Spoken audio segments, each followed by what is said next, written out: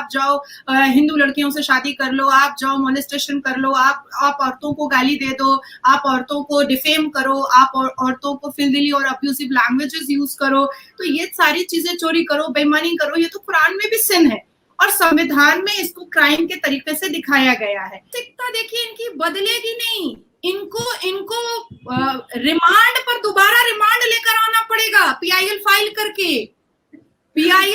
करके supreme court of India में दोबारा रिमांड का पोजीशन लाना पड़ेगा। और जो मर्द, मुसलमान मर्द हिंदू लड़की से शादी करेगा, जैसे हमारे उत्तर प्रदेश में लव जिहाद एक्ट आया, रोमियो एक्ट आया, ऐसे किसी एक्ट को पूरे देश में लागू होना पड़ेगा। इसके साथ साथ जो भी पाकिस्तानी और तालिबानी दिमाग के जो मुसलमान मर्द हैं, रिमांड पर लेकर के नंगा करके डंडा से मारना पड़ेगा। या अपने हिंदुस्तान से बहुत मोहब्बत करती है, या अपनी संविधान से बहुत मोहब्बत करती है, या कानून से बहुत मोहब्बत करती है, या ऐसी एक पार्टी को बहुत ज्यादा सपोर्ट करती है जो वाकई में डेवलपमेंट और इम्प्रूवमेंट पर बहुत ज्यादा फोकस कर रही है, तो ये तो चरित्रहीन है, इसका कोई जात धर्म नहीं है और इसको हम लोग को बॉयकॉट करना चाहिए। शराब भी पी लीजिए, तब तो फिर जना भी कर लीजिए, तब तो फिर जो भी कर लीजिए।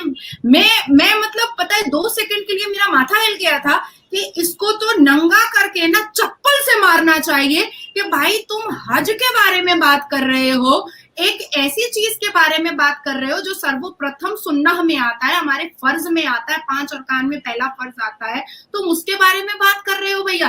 फैलाया हुआ है कि जो भी मुसलमान औरत भारत माता की जय बोलती है, या अपने हिंदुस्तान से बहुत मोहब्बत करती है, या अपनी संविधान से बहुत मोहब्बत करती है, या कानून से बहुत मोहब्बत करती है, या ऐसी एक पार्टी को बहुत ज्यादा सपोर्ट करती है जो वाकई में डेवलपमेंट और इम्प्रूवमेंट पर बहुत ज्यादा फोकस कर रही है, तो ये तो चरित्रहीन है, इसका कोई जात धर्म नहीं है और इसको हम लोग को बॉयकॉट करना चाहिए। तो मुझे बेसिकली, मैं अगर मेरी थिंकिंग और परसेप्शन बताऊं तो मुझे कोई फर्क नहीं पड़ता है। मैंने परसों भी कहा, नेशनल न्यूज पर बैठ करके कहा कि मेरे लिए कॉन्स्टिट्यूशन और कुरान इक्वल है। मैं जितना मान सम्मान मैं जितना संविधान को देती हूँ, सेम उतना ही मान सम्मान और मोहब्बत मैं कुरान से रखती हूँ, क्योंकि कुरान ने भी हमको उन सारी चीजों के लिए पाबंदियां लगाई हैं जो संविधान लगा रहा है।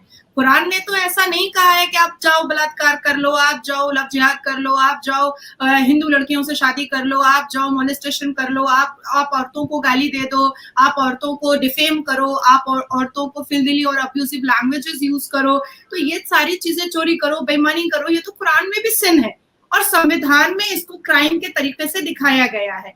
हम बार बार सुनते हैं कि कुरान 3 तलाक के बारे में कहता है। भाई साहब सही से पढ़ लो, कुरान 3 तलाक की ममानियत करता है, कहता है कि जिस घर में तलाक होता है उस घर में रिस्क और दौलत नहीं आती है, फरिश्तों की आमद नहीं होती है। तो इस तरीके से इन लोगों ने एक हदियत का प्रोपेगेंडा निकाल करके चीजों को मोल्ड करने की और ट्विस्ट करने की कोशिश की है, जो अपने अपने तरीके से अपनी अपनी सहूलत के हिसाब से कर रहे हैं। मदरसे खुले हुए हैं, पर जो मौलवी और मुल्ला अंदर में पढ़ा रहा है उसके बच्चे अंग्रेजी स्कूल में पढ़ते हैं, उसके बच्चे अंग्रेजी स्कूल में पढ़ रहे हैं, कंप्यूटर सीख रहे हैं, बड़ी बड़ी गाड़ियों से स्कूल आना और जाना कर रहे हैं, लाखों रुपए खर्च कर रहे हैं, पब क्लब डिस्को जा रहे हैं, उससे कोई प्रॉब्लम नहीं है। पर जो मदरसे के अंदर बच्चे पढ़ रहे हैं उनके ऊपर कितनी सख्ती करनी चाहिए, ये मुल्ला और दाढ़ी टोपी वालों को बड़ी लगी रहती है। तो ये चीजें हम और आप दोनों, अगर हम 1000 लड़कियां भी अगर क्लियर बोल देंगे तो हमारा नाज़िया इलाही खान अलाइज प्रोस्टिट्यूट रख ही दिया जाएगा।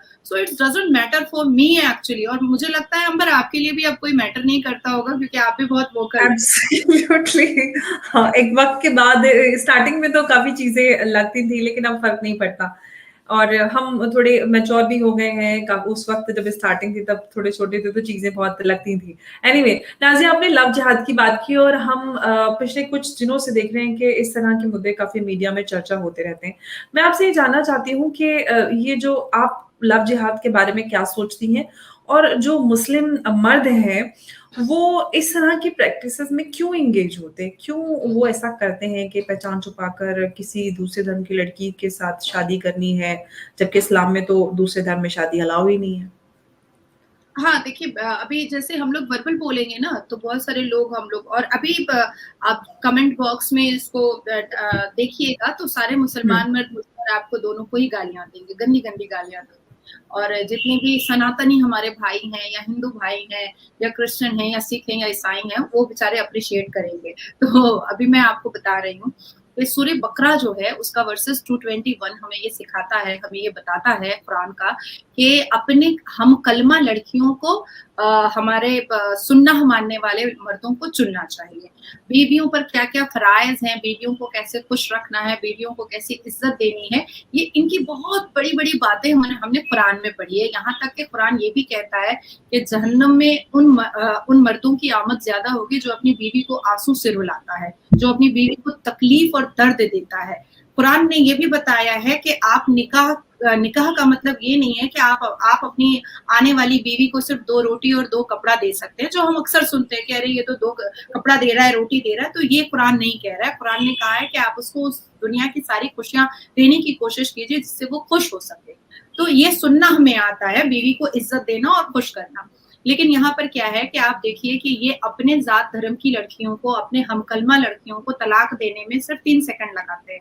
तलाक तलाक तलाक, 3 सेकंड। पॉलीगेमी, हलाला, ऐसी बहुत सारी वाहियात चीजों को इन लोगों ने अपने सहूलत के हिसाब से, अपने एंटरटेनमेंट के हिसाब से इन लोगों ने बहुत वाहवाही बटोर करके मुल्ला और मौलवियों का इन्होंने इसको अडेप्ट किया हुआ है और बड़ी खुशी से ये लोग शादी करते हैं। मुस्लिम मर्दों को आप देखिएगा कि अगर उम्र इनकी 40 साल की होगी तो ये लड़की 20 साल की ही ढूंढेंगे हर हाल में। कम भी ज्यादा हो गए, ये ज्यादा हो गया है। तो नहीं, जब से कानून 2000 गांव देहात में कहावत है, बीसी और खीसी, मतलब निकल ली, एक्सपायर हो गई। हाँ, नहीं बिहार में तो है कि मर्द जब 60 तब पाठा, मतलब 60 का होता है तब वो और ज्यादा यंग हो जाता है। तो ये हमेशा कम एज की लड़कियां ढूंढते हैं। अच्छा, हमारे यहाँ कुरान कहता है कि भाई जहेज नहीं लेना चाहिए, लानत है, मलामत है, नदामत है, पर ये सबसे ज्यादा कूद के जहेज लेते हैं। बिना जहेज के तो ये लड़की नहीं लेकर आएंगे। तो ये जितनी चीजें हैं, ये जब अपने जात धर्म की बेटियों को, अपने जात धर्म के हमकलमा की बेटियों को इज्जत नहीं दे सकते हैं, तो ये दूसरे धर्म की बच्चियों को क्या इज्जत देंगे। ये देखिए, ये इनकी एक स्ट्रैटेजी है कि किसी भी तरीके से हमको हिंदू कम्युनिटी को हिट करना है, उनका ईगो हर्ट करना है, उनको किसी भी तरीके से हमको दर्द पहुंचाना है। देखिए, बचपन से हम सुनते आए हैं कि अगर कोई हिंदू मर जाए तो फिनारे जहन्नम पड़ना चाहिए। लेकिन ह्यूमैनिटेरियन ग्राउंड पे, क्योंकि आप भी पढ़ी लिखी हैं, मैं भी पढ़ी लिखी हूँ, हमारा अगर कोई दोस्त है या हमारी कोई दोस्त है जो हिंदू कम्युनिटी से आती है, या हमारे ऑफिस के स्टाफ्स हैं, या फैमिली फ्रेंड है, या एक्वेंटेंस है, अगर वो बचपन से हमारे साथ है, हमारे दुख दर्द में खड़ा है, तो क्या उसके मरने के बाद हम जहन्नम का दरवाजा खुलवा पाएंगे उसके लिए? हमारे मुंह से ये निकलेगा? तो शुरू से मदरसों में या ये मौलवी मुल्ला जुमा के खुतबे में ये सब सिखाता है कि हिंदू जो है वो जहन्नमी है, हिंदू जो है वो ऐसा है, हिंदू जो है वो वैसा है। मैं हमेशा इस चीज के लिए कहती हूँ कि आप अपनी गलतियों को जुमा के खुतबे में क्यों नहीं बताते हैं? आप हमारी मुस्लिम कम्युनिटी में जो गलतियां हो रही हैं, जिसको कुरान ने सिन कहा है, वो सारे काम हो रहे हैं, वो सारी चीजें हो रही हैं, तो आप उनको क्यों नहीं दुरुस्त करने की बात करते हैं? आप हमेशा एक दूसरी कम्युनिटी को हिट करने की क्यों कोशिश करते हैं?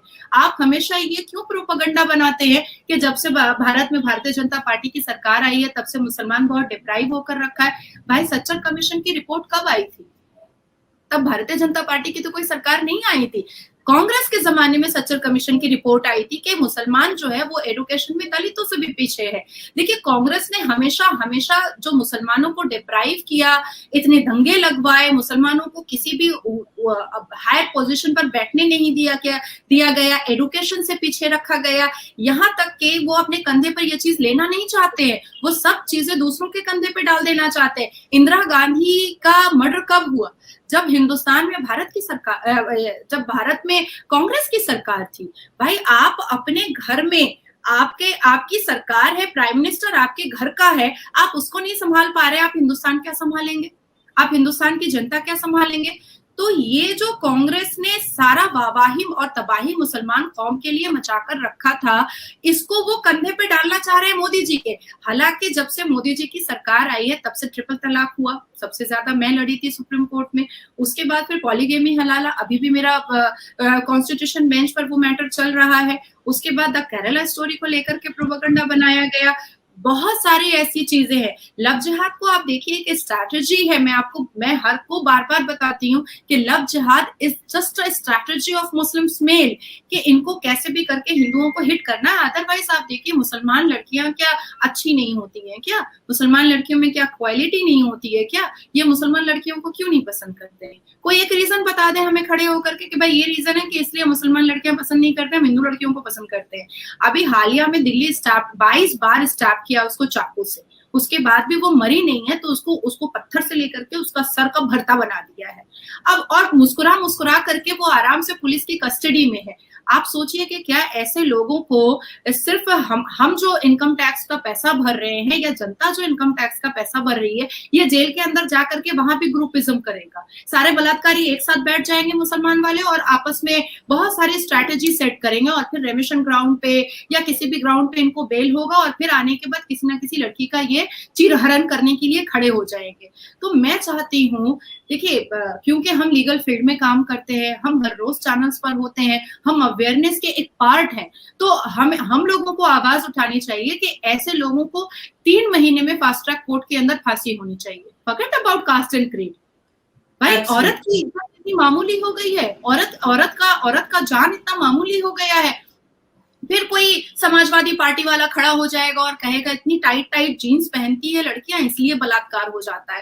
भाई हम रोज देखते हैं कि 5 साल की बच्ची का बलात्कार होता है, 2 साल की बच्ची का बलात्कार होता है, तो 6 महीने 9 महीने 8 महीने की बच्ची और 90 साल की महिला का भी होता है। एग्जैक्टली, तो वो आपको कौन सा सडक्शन दे देती है और सिड्यूस कर देती है जो आप बलात्कार कर देते हैं। हमारे जीन से आपको बलात्कार होता है। और आज देखिए इस सेंचुरी में भी हम लोगों को ये ध्यान देना पड़ता है घर से निकलने से पहले कि हमारा क्लेविज नहीं दिखना चाहिए, हम ब्रॉड नेक का कपड़ा नहीं पहनेंगे, हम ज्यादा टाइट फिटिंग कपड़ा नहीं पहनेंगे, हम थोड़े दबे हुए ही दिखने चाहिए, जो हमारी खूबसूरती है वो ज्यादा बाहर नहीं आनी चाहिए, किसी की आंखों में हम गड़ जाएंगे। तो ये क्यों है? आखिर क्यों है ये वजह आज तक क्यों चली आ रही है? आज हम अगर वोकल नहीं होएंगे तो कैसे चलेगा? देखिए मुसलमान लड़कों के बारे में आपको जो आप इलीट क्लास में, हमारा क्या है ना सर्कल, हम बहुत इलीट क्लास में बैठते हैं, हम बहुत एडुकेटेड क्लास में बैठते हैं, तो बहुत सारी चीजें हम लोगों को समझ में नहीं आती है। आज पश्चिम बंगाल में 2 भाई है, नासिर खान और खादिर खान, इन्होंने 5 फरवरी 2012 में एक फॉरेनर लड़की का पार्क स्ट्रीट में रेप किया। अच्छा, अब आप देखिए कि ये दोनों मुसलमान है, दोनों भाई है, एक बड़ा है एक छोटा है।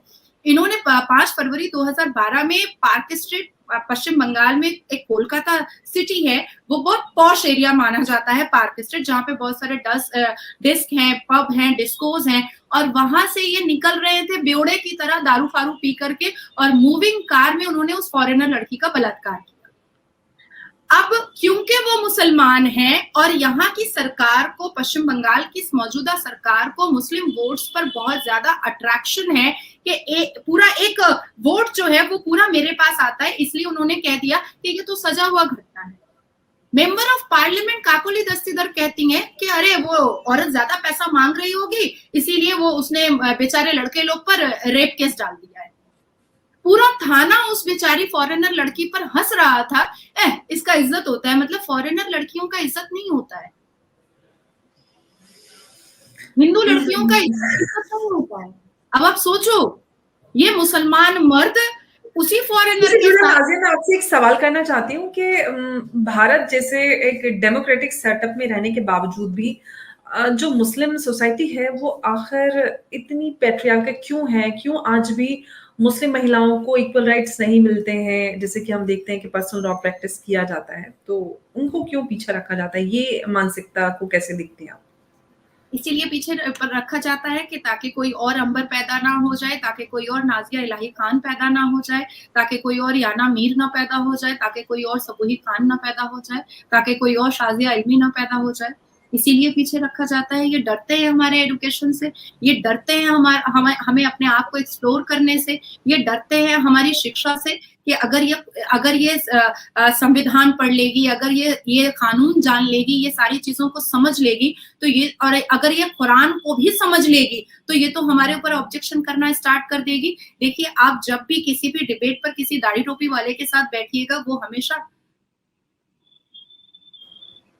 आप बोलिए, जी सुनाई आ रही है मुझे। किसी भी दाढ़ी टोपी वाले के साथ आप डिबेट पर बैठिएगा तो वो हमेशा यही कहेगा कि अरे औरत का काम है बच्चे पैदा करना, औरत जो है वो एक मोती जैसी है जिसको जन जर और जमीन को हमें बहुत ढक करके हिफाजत से रखना चाहिए, एकदम से हिफाजत से रखना चाहिए। भाई, आपकी जुबान में क्या चला जाता है या आपके मुंह में क्या चला जाता है जब मुसलमान लड़का हिंदू लड़की से शादी करता है, जब मुसलमान लड़का बलात्कार करता है, जब मुसलमान लड़का मोलेस्टेशन करता है, जब मुसलमान लड़का दूसरी लड़कियों को ठगता है, जब मुसलमान लड़का दूसरे की बहू बेटियों को गंदी नजरों से देखता है, जब सेक्सुअली यूज करता है, जब ओयो रूम बुक करके जाकर के सेक्स करता है लड़कियों के साथ, तब आपकी जुबान क्यों बंद हो जाती है? तब आपको कोई फतवा नजर नहीं आता है क्या? कोई हदीस और कुरान का कोई सूरा याद नहीं आता है क्या? सब भूल जाते हैं क्या? गजनी हो जाते हैं क्या? तो ये लड़कियां ना बोले, ये लड़कियां वोकल ना हो जाए, इसलिए ये हम लोगों की शिक्षा पर पहले कंट्रोल करते हैं। देखिए, मुस्लिम कम्युनिटी में आप एक चीज देखिएगा, लड़कियां जैसे ही 10th क्लास पास करती हैं, वो घर में एक अफरा तफरी का माहौल हो जाता है, अब तो शादी हो जानी चाहिए, अब तो शादी हो जानी चाहिए। और ये अफरा तफरी का माहौल उड़ाने वाला कौन होता है? ये हमारे पास पड़ोस वाले, वो हमारे घर के बड़े बुजुर्गों को बोलते हैं। ये एक स्ट्रैटेजी है, ये एक बहुत छुपा हुआ एक खुफिया राज है कि बस कैसे भी करके हमें लड़कियों की जुबान को बंद करना है, उनके बढ़ते हुए कदम को बंद करना है, ताकि वो घर पे मौजूदा मर्दों की दुर्नीतियों को वो सामने ना ला पाए। जी देखिए आप हम बचपन से क्या देखते आ रहे हैं। आप पड़ोस का कोई लड़का अगर हमको छेड़ा है, मैं उसकी मम्मी को शिकायत करने गई, हाँ ठीक है वो लड़का है, वो खेल सकता है, रात में तुम लड़की हो, तुम घर जाओ। बहुत छोटा सा एग्जाम्पल है ये। तो यहाँ पर जो कुरान हमको इक्वालिटी का दर्जा दे रहा है, जो कुरान हमको बार बार सूरह अन-निसा में बताता है कि मर्द और औरत एक है, जेंडर इक्वालिटी की बात कह रहा है कुरान, और ये लोग हर वक्त हम लोगों को समझाते हैं कि नहीं नहीं नहीं नहीं। अच्छा, आप सोचिए कि आज भारत के प्रधानमंत्री ने एक ऐसी स्कीम में हाथ डाला सऊदी अरबिया के साथ कि 2018 में 8 मुस्लिम खवातीन जो हैं वो हज पर अकेले गई थी, और इस साल मोर देन 4,500 मुस्लिम खवातीन जो हैं वो जा रही हैं हज पर अकेले। इक्वल फुटिंग का दर्जा दिया गया है। 2 दिन पहले मैं एक नेशनल न्यूज पर थी, वहां पर मौलवी कह रहे हैं तब तो फिर शराब भी पी लीजिए, तब तो फिर जना भी कर लीजिए, तब तो फिर जो भी कर लीजिए। मैं मतलब पता है 2 सेकंड के लिए मेरा माथा हिल गया था कि इसको तो नंगा करके ना चप्पल से मारना चाहिए कि भाई तुम हज के बारे में बात कर रहे हो, एक ऐसी चीज के बारे में बात कर रहे हो जो सर्वप्रथम सुन्नह में आता है, हमारे फर्ज में आता है, 5 अरकान में पहला फर्ज आता है, तुम उसके बारे में बात कर रहे हो भैया। मतलब औरत हज पर अगर अकेले जा रही है तो वो जना भी कर सकती है, वो शराब भी पी सकती है, वो कुछ भी कर सकती है, और मर्द बलात्कार करके नासिर खान कादिर खान आ रहा है तब कोई फतवा जारी नहीं हो रहा है। नाज़िया, आपको क्या लगता है कि अगर यूनिफॉर्म सिविल कोड भी इम्प्लीमेंट हो जाए उसके बाद भी ये मानसिकता बदलेगी जिसकी आप बात कर रही हैं? मानसिकता देखिए इनकी बदलेगी नहीं, इनको रिमांड पर दोबारा रिमांड लेकर आना पड़ेगा, पीआईएल फाइल करके सुप्रीम कोर्ट ऑफ इंडिया में दोबारा रिमांड का पोजीशन लाना पड़ेगा। और जो मुसलमान मर्द हिंदू लड़की से शादी करेगा, जैसे हमारे उत्तर प्रदेश में लव जिहाद एक्ट आया, रोमियो एक्ट आया, ऐसे किसी एक्ट को पूरे देश में लागू होना पड़ेगा। इसके साथ साथ जो भी पाकिस्तानी और तालिबानी दिमाग के जो मुसलमान मर्द हैं, रिमांड पर लेकर के नंगा करके डंडा से मारना पड़ेगा। जो भी खुतबा में हिंदुओं के अगेंस्ट खुतबा दिया जाएगा उस पर कार्रवाई होनी चाहिए, उस पर एफआईआर दर्ज होना चाहिए। आखिरकार अप्रैल में सो मोटो एफआईआर के लिए तो कहा गया ना कि कोई भी इररिस्पेक्टिव ऑफ रिलीजन अगर कोई हेटरेट स्पीच देता है तो उसके ऊपर एफआईआर लोकल पुलिस स्टेशन कर सकता है। तो भाई इसको और भी अमेंड करके इसको अच्छी तरीके से